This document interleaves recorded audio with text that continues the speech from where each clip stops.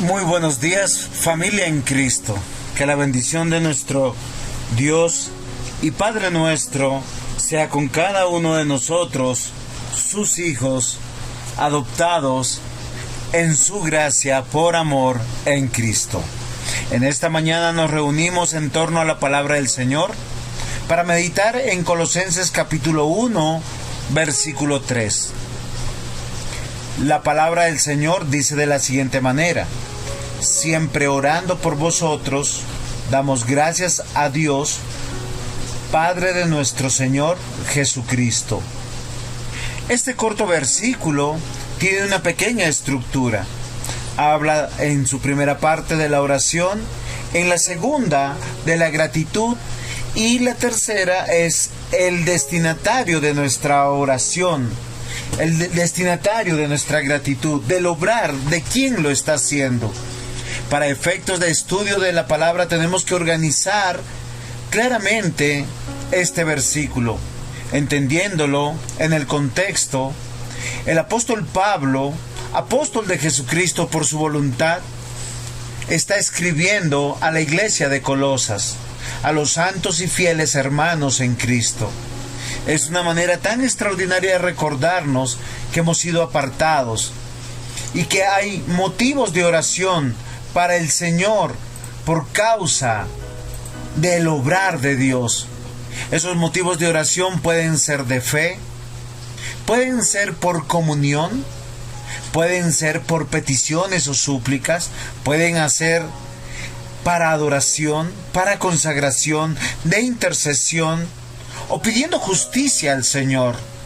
Pero claramente estamos entendiendo que el apóstol Pablo nos está haciendo comprender que él está orando al Señor por esa iglesia en la cual conoció a los hermanos, donde conoció a Epafras, donde conoció a Filemón, donde conoció a la amada hermana Apia, a Aristarco y a todos y cada uno de los hermanos que componen la iglesia de Colosas. Qué extraordinario que el apóstol Pablo nos recuerde que un signo de la hermandad, de comunión en el Espíritu, del obrar de Dios, es estar siempre orando. Y no es una oración fortuita, es una oración ante el Señor. Pero fíjense que la oración que eleva Pablo es una oración de gratitud. De todos los tipos de oraciones, él está elevando, dando gracias. Y lo interesante es que la iglesia de Colosas enfrentaba las monstruosidades de toda la filosofía griega, todo el gnosticismo, todos sus ataques y también las luchas que hay dentro de la propia iglesia por la pecaminosidad de los hermanos. Sin embargo, su motivo es de gratitud. Su motivo es de confianza. Tal vez como también el Salmo 28 nos dice en el versículo 6 y 7, bendito sea el Señor que oyó la voz de mis ruegos. El Señor es mi fortaleza y mi escudo, en Él confió mi corazón y fui ayudado, por lo que se gozó mi corazón y con cántico te alabaré. El salmista nos dice que elevar una oración a nuestro Dios es descansar en el obrar de Dios. Y Pablo nos está hablando de que él tiene motivos de gratitud. Gratitud por los creyentes que están en Colosas. Y qué extraordinario.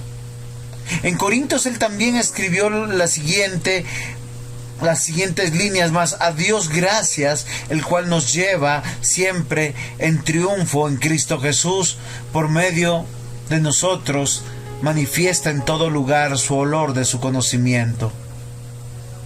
O el autor de Hebreos cuando dice claramente, así que recibiendo nosotros un reino inconmovible tengamos gratitud y mediante ella sirvamos a Dios agradándole con temor y con reverencia. Y el apóstol Pedro también escribe, en diversas pruebas debemos estar agradecidos en medio de las dificultades para que en medio de nuestra fe seamos hallados en alabanza, en gloria, en honra, y así se manifiesta el obrar de Jesucristo. Amados hermanos, qué desafío tan extraordinario nos presenta la palabra de Dios hoy.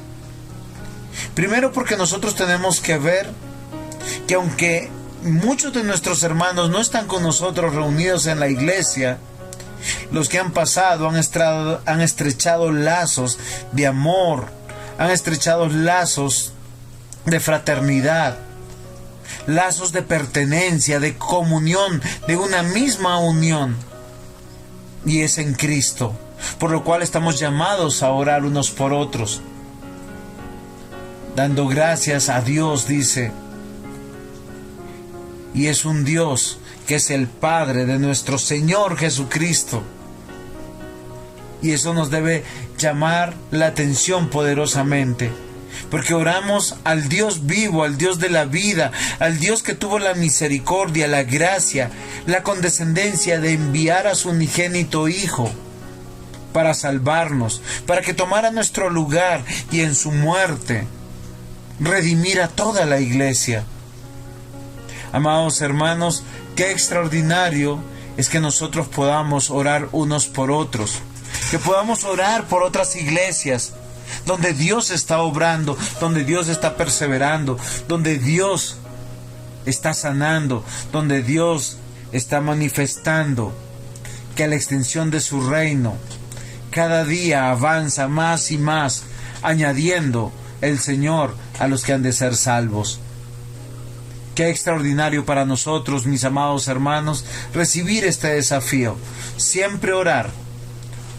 Segundo punto, dando gracias. Tercero, a Dios, que es Padre de nuestro Señor Jesucristo. Aquel que envió a Jesucristo para que tomara nuestro lugar. Aquel que lo resucitó de entre los muertos. Aquel que lo recibió y lo puso en el trono celestial. Amados hermanos, tenemos que pedirle al Señor claramente que nos confirme su obra, permitiéndonos dirigirnos a Él en cualquier momento, orando unos por otros. Que esta sea la convicción de este día y que siempre, cada día, manifestemos esta hermosa verdad. Pastor Juan José Dávila Ceballos, Iglesia Presbiteriana Betania de la Reforma.